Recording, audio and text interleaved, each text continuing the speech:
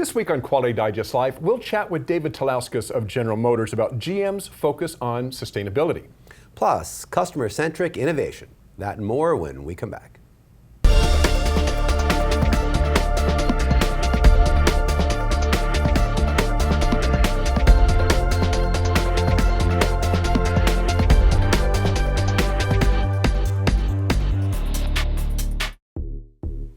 This episode of Quality Digest Live is sponsored by Hexagon Metrology. Hexagon carries the widest range of quality brands. With its extensive support network, Hexagon is also your partner. Hexagon Metrology. We are metrology. Welcome back to Quality Digest Live for June 19th, 2015. QDL is your weekly look at who and what is making the news in the world of quality. I'm Dirk Ducharme, Editor-in-Chief of Quality Digest. That you are, my friend, and I am Quality Digest publisher Mike Richmond. Alrighty, we're going to start the show this week with a new release of a new book from QD contributor Bob Emiliani. Titled Kaizen Forever, Teachings of Chihiro Nakao. The book was authored by Emiliani in conjunction with Katsusabaru Yoshino and Rudy Go. This now is a brand new book, hot off the presses, so to speak, so we haven't had a chance to review it yet. We will. But knowing Emiliani's style, we can say that this is a work that should be an incisive look at the lean legacy of the book's subject, again, Chihiro Nakao.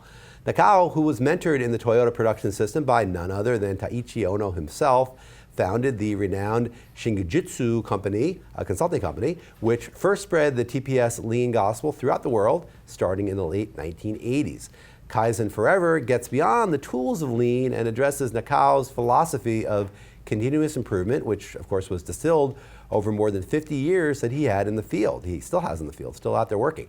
These teachings focus on the importance of respecting and developing people, improving processes and products, and unleashing creativity and innovation. Kaizen Forever is available only in print, so to learn more about the book and how you can order it, click on the story link right down there just below the video player screen.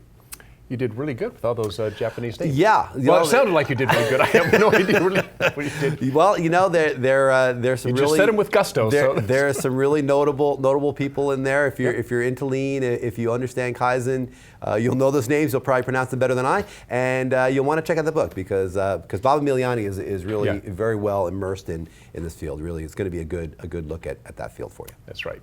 Okay, the Internet of Things. We talk about the Internet of Things, or IoT, quite frequently on the show, and it is expanding quickly with more than 25 billion, with a B, connected devices in use worldwide, according to a report from the Federal Trade Commission.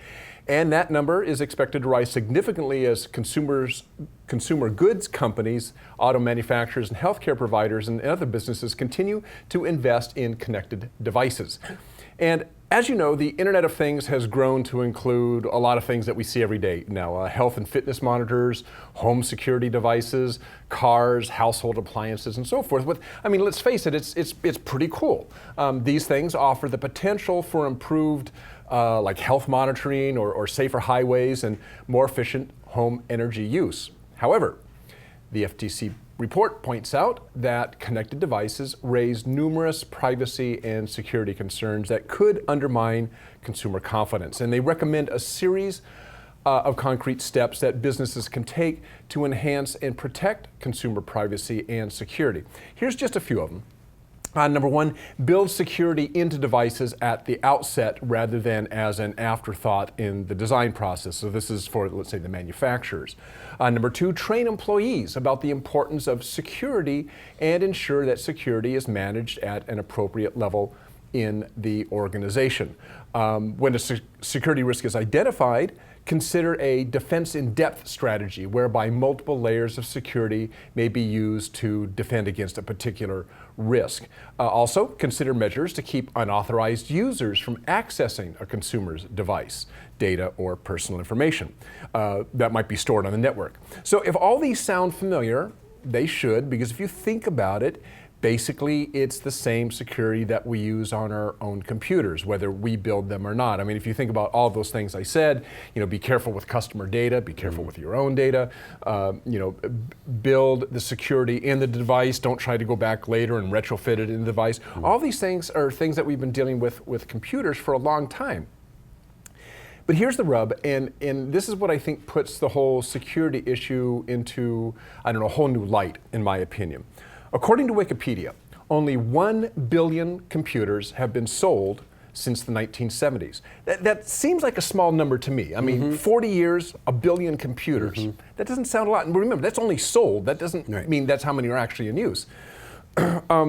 So 1 billion computers in 40 years. And look at the security issues that we have there in terms of, protecting from viruses and hacking and such. 40 years. And now we're talking about 25 billion connected devices in just a few years' time, maybe 10 years since the IoT, as we envision it today, the way the IoT started. Maybe the mid-2000s is kind of IoT as we currently define it really started. So 25 billion in 10 years.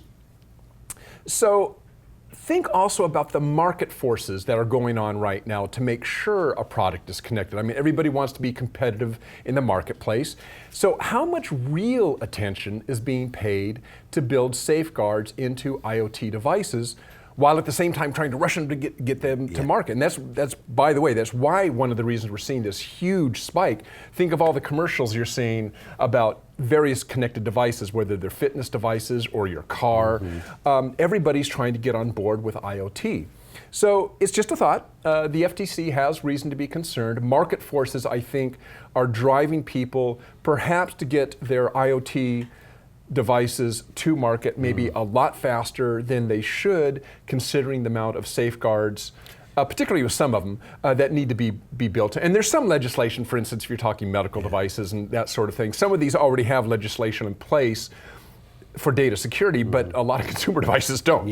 Don't. Well, what strikes me is that this would be a perfect opportunity for what's known as poka-yoke, which is mistake proofing, error proofing. But the nature of Internet of Things devices is such that it's very hard to error proof them. I mean, they need to be so flexible in terms of handling data and having connectability and being able to exchange information from port to port, from person to person, device to device, that error proofing is going to be very difficult. It's very, very difficult to build that in without bolting it on later. So that's kind of why we've gotten to this point. And the numbers, as you say, are striking. 1 billion machines from 1970s until now versus 25 billion devices in the next 10 years. I mean, that's 10 years. In the last 10 years. I mean, who knows what the next 10 years is going to bring, right? Exactly. Probably exponential. Exponential growth. So I mean, it's such a huge volume of devices that, again, having to bolt this stuff on later creates a big hassle. I mean, definitely the FTC is definitely going to have to be involved in that and understand how to make that work. So we'll keep our eye on that one going forward.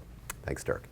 Alrighty, well, just what is corporate responsibility anyway? It's a good question. It's also the name of an article that ran in Thursday's issue of Quality Digest Daily, and you can see it right there. This article, which was written actually by our own Ryan Day, byline Quality Digest, but written by our own Ryan Day, looks at the issue of corporate responsibility, and that's often used interchangeably with the term corporate sustainability, and what that really means in terms of today's business world.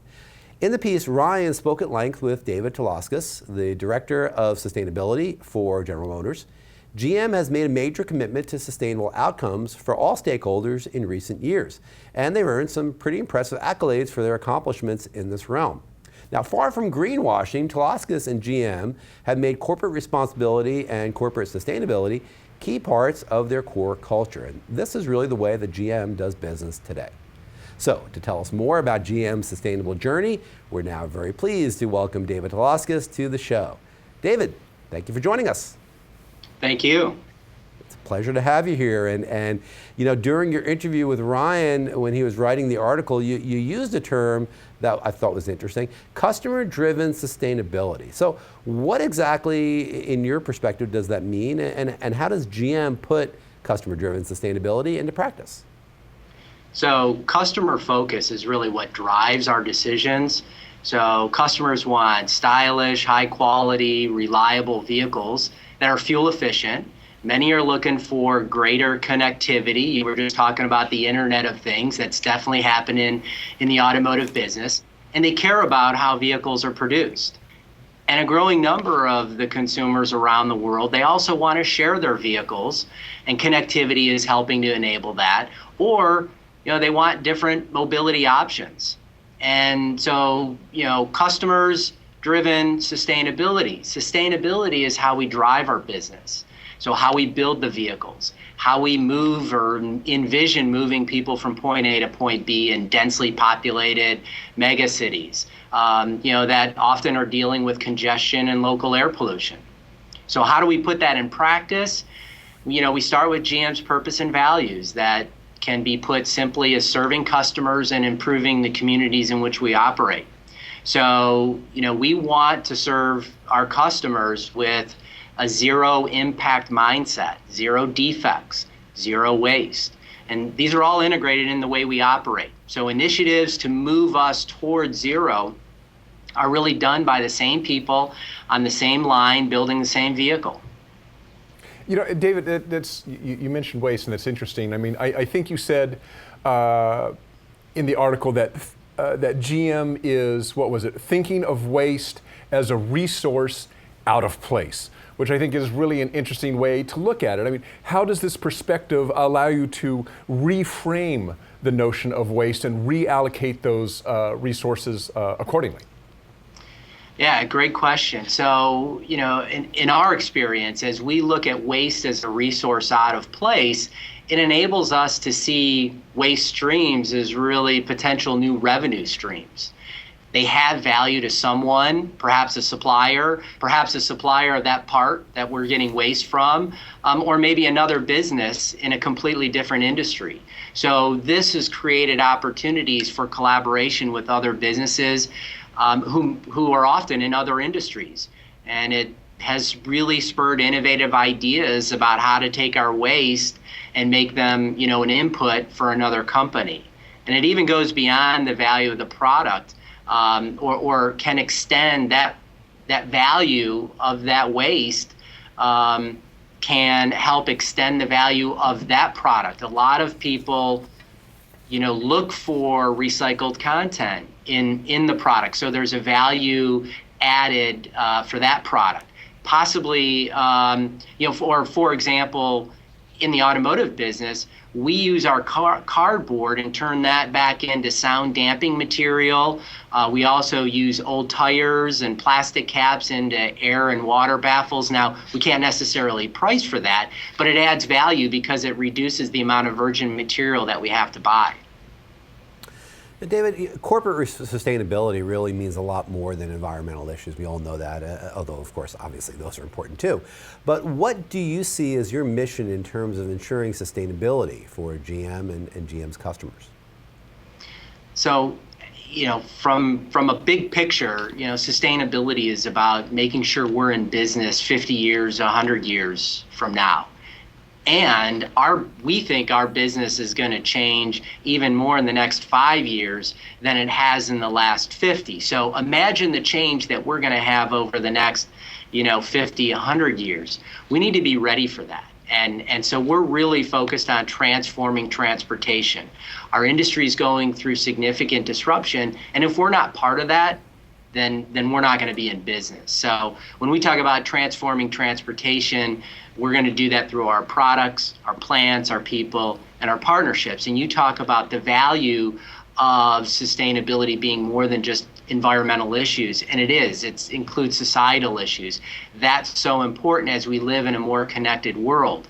And one of the results of this transformation is going to be more connected, intelligent vehicles that talk to other vehicles, they talk to the infrastructure. And as a result, we're going to have increased mobility that's going to be safer, it's going to be smarter. We expect significantly reduced accidents. I mean, today there's, I think, over 1 million deaths attributed to road accidents, vehicle accidents. So that's really epidemic levels, but we don't look at the societal impact of personal mobility in that way. But we have to. And so that's that sort of social aspect when we can reduce accidents through safer, smarter vehicles. But as you mentioned, the environment is really important too. So in addition to eliminating accidents, we're looking at making renewable energy a more feasible option. And we've got great partners in the World Wildlife Fund, the World Resource Institute, Rocky Mountain Institute that have come up with some great frameworks and principles that utilities and developers can use, and that other companies can help use best practices to do their own renewable energy projects, helping to bring renewable energy to scale at an industrial level. And then other partners like Ceres, where we're working with their group called BICEP, the Business for Innovative Climate and Environmental Policies, and they have a climate declaration. So, we need to be a part of all of it, not just one or the other. Well, listening to you talk, it's clear that you and your team gets it. It's really heartening to hear that, and I want to give you a shout out because last year GM was honored with the Top Project of the Year award from the Environmental Leader Projects Awards, and that you won that for your initiative, Driving a Global Movement for Zero Waste. So tell us quickly, if you can, how did this initiative come about, and what has it meant for GM and for your various stakeholders?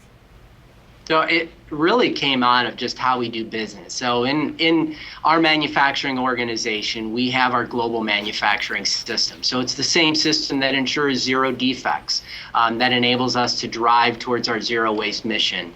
And as I mentioned, it's part of the day-to-day job of our employees at our plant. So the same ones that are committed to, implementing high quality defect-free vehicles, they're also the ones that are helping to separate waste and that help us to achieve our landfill-free plants. So for example, from a historical perspective, our first landfill-free plant, that means the plant does not send any waste to landfills, was in 2005. Our Flint, Michigan engine operations achieved that. Now we're at 122. Facilities around the world that send zero waste to landfill. And we've established a commitment to achieve 150 landfill-free facilities by 2020. And aspirationally, we want to transform manufacturing. We want to send zero waste from all of our facilities to landfills. It's part of transforming transportation. And there's a really strong business case to operating in this way. From the hard work to change waste streams to revenue streams, gets our employees more engaged. And in addition to customers, employees are another key stakeholder. And studies show that more engaged workforce is a more productive workforce and achieves higher quality. So, and another responsibility we have is to share our best practices. So we mentor a lot of other companies on their zero waste initiatives and share our best practices so we can spread that zero waste mindset for greater impact.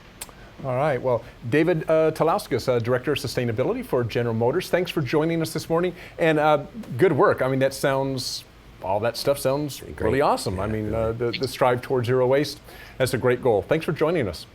Thank you. Excellent. We'll talk to you soon. Yeah, good stuff there. That article was very well received that we ran, and I got a lot of reads, and thank you all for reading it as well. And if you haven't read it yet, again, right below the player page, right down there, check it out. Okay. Customers don't necessarily want new stuff. They want better lives, more time, and interesting experience. That's so writes true. Jeffrey Phillips in his article, Where to Focus Your Innovation Effort. When it comes to innovating, too often our mindset is to give customers new features, new products, new services, and so forth. And so we're either generating a new product or service or adding to existing ones. And that's all well and good. I mean, we all like new stuff, but we actually may be missing the point, says Phillips. The point being, what does the customer want? What is really valuable to them? Well, for most of us in today's frenetic world, we want our lives to be simpler, less complex. We want products and services to fold seamlessly into our lives, into the way we interact with others or interact with data. We shouldn't have to work so darn hard at using technology or work so hard to deal with customer service issues. I mean, think of it. How many of your personal relationships at home or outside of the office or home projects that you're involved with take inordinate amounts of time or effort to accomplish the most mundane tasks? We wouldn't put up with that effort in our personal lives, and yet we do with products or services Because we have to. Because companies, for the most part, pay more attention to innovation in the form of new products instead of innovation in terms of enhancing customers' lives. So, writes Phillips, that is what we should concentrate on first in our innovation efforts, making life easier and less complex for users. And this usually means really finding ways to save them time. So there's several factors that you can improve upon that help save time, writes Phillips.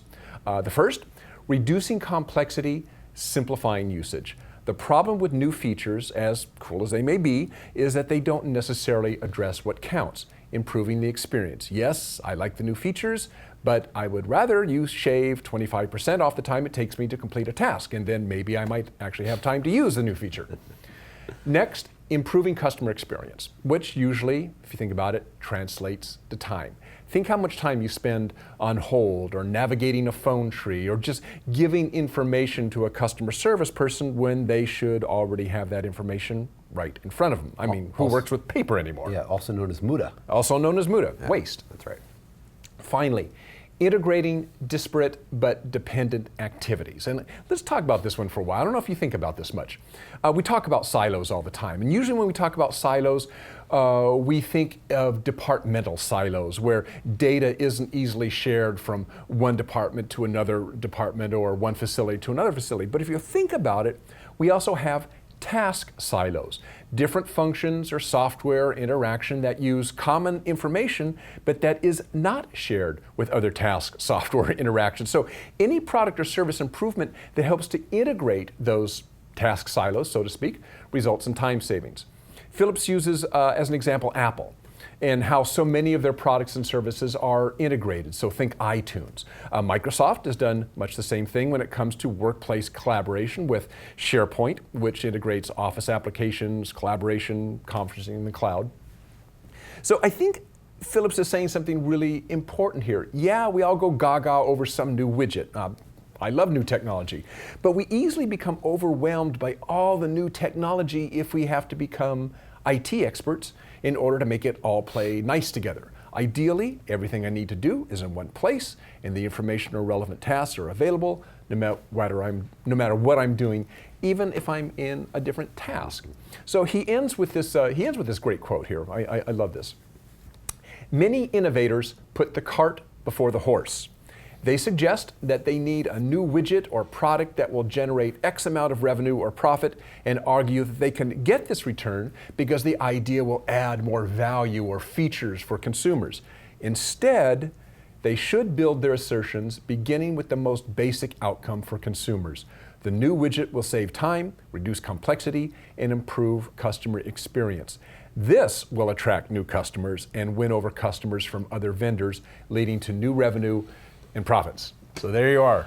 Voice of the customer. It always comes back to what do people really want? Yeah, I don't know if I could agree with that more wholeheartedly. I mean, that really is what it comes down to. Innovation is so sexy. It's one of these things that people always look at and they think, wow, we're going to build this new thing.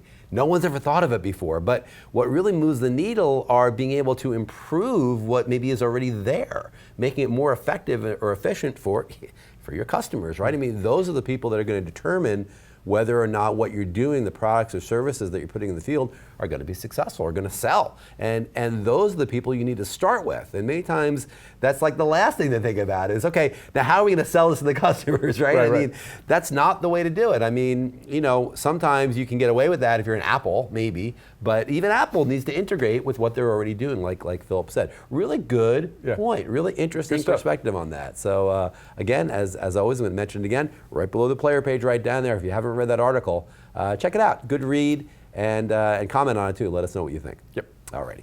Well, final feature of the show today is from our old friend Harry Hertz. It's called People, Process, and Plentiful Passion. A lot of P's there. And that appeared in Thursday's issue of Quality Digest Daily. Again, that was from Harry Hertz. And Harry Hertz, again, of course, is the former director of the Baldrige program. And he's retired now, but he's still very much involved in all things Baldrige. And he recently returned from Baldrige's A Quest for Excellence conference. And A Quest for Excellence, in case you're not familiar with it, really unique event. You have an opportunity to hear and see and interact with past winners of the Baldrige. So obviously, if you're in that space and you're interested in Baldrige, you want to pursue a Baldrige, the benchmarking opportunities at Quest for Excellence are abound. I mean, they're incredible. So if you want to really check out and understand how people went through their Baldrige journey, Quest for Excellence is a great place to start. So Harry relates several snapshot impressions that he took from this year's conference, which was a month or two ago. And many of these things are things that the winners have in common, and some of them are pretty much common sense and things that we've maybe heard before. The first thing he talks about is leadership, right? I mean, leaders need to be involved, they need to take the bull by the horns, they need to lead the organization. Sure, that's one that makes a lot of sense.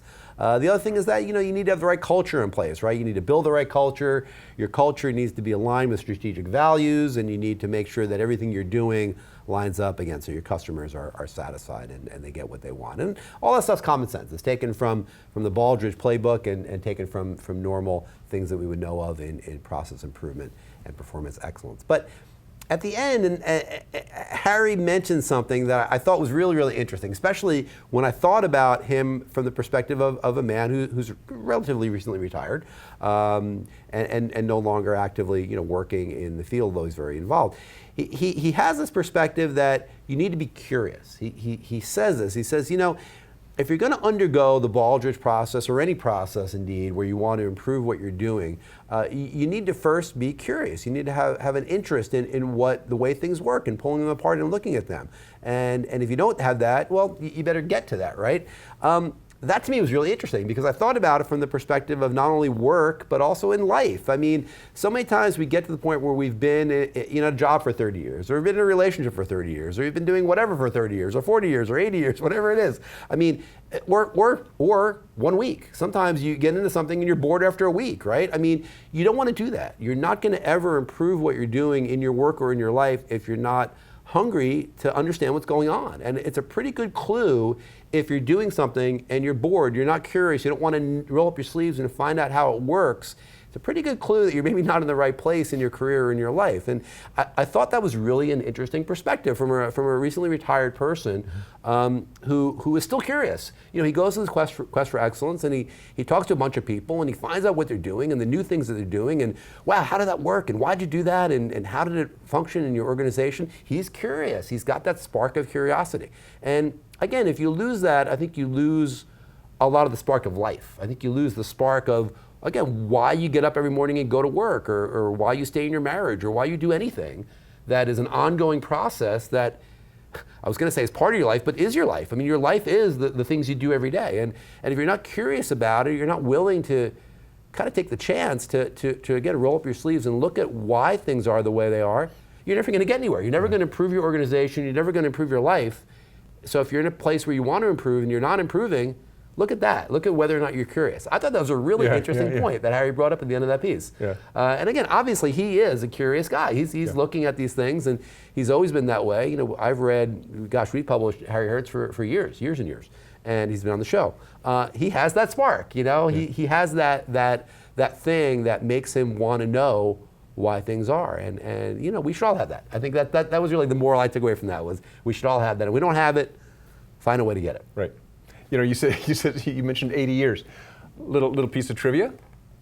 Some of you don't know. Yeah. 80 years is how long Duran was married to his wife. 81 years. 81 years. Yeah, that's right. Joe Wow. Joe Duran and Sadie Duran. When he passed away at the age of 103, she was 101. They had been married for 81 years. Yeah. That is just amazing. I mean, and I'm sure that they were always interested in exploring what was working, I mean, that's the only way that works for 80 years. Yeah, no kidding. 81 years. I mean, gosh, God bless them, right? Oh, man. Good stuff. That's amazing. Yeah, thank you, Harry. Thank you, Joe Duran, for that amazing example. 81 years of example of marriage. Is great. All right, well, it's time for this week's Tweet of the Week. Mm-hmm. This one is from 3DP STW. Very profound. If we can show that. Mm-hmm. Yeah.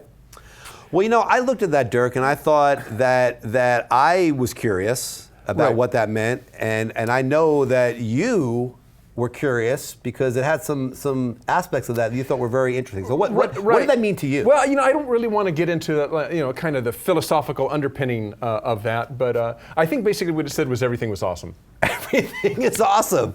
That's right. Pretty certain that's what it said. That was from the Asian Lego division. That's right. So good stuff. Yes, Thank you, 3DPSTW, who I guess is For that not tweet of the week. that's not 3CPO? No. Anyway, well, thanks for that tweet of the week. Very, very involving. So if you want to find out more tweets just like that and others, come and see us at Twitter at Quality Digest. Alrighty, well, that's our show for the week. But before we wrap it up, we'd like to offer thanks to today's sponsor, Hexagon Metrology. Hexagon is committed to helping you control your processes, enhance the quality of your products, and increase efficiencies. They empower you to stay one step ahead of a changing world with their wide range of product offerings, nearly 200 years of expertise, and an extensive support network. Hexagon Metrology, where quality comes together. For more information, just click on the banner ad just below or just to the right of this video player screen. There you go. And that is the end of today's show. Thanks to David Tulauskas, Director of Sustainability at General Motors. Yep. Thank you for being on the show. Thanks to all of you for joining us. Have an awesome weekend. Yeah, have a great weekend. We'll see you next week for QDD and next Friday here for QDL. There you go. We'll see you then. Bye.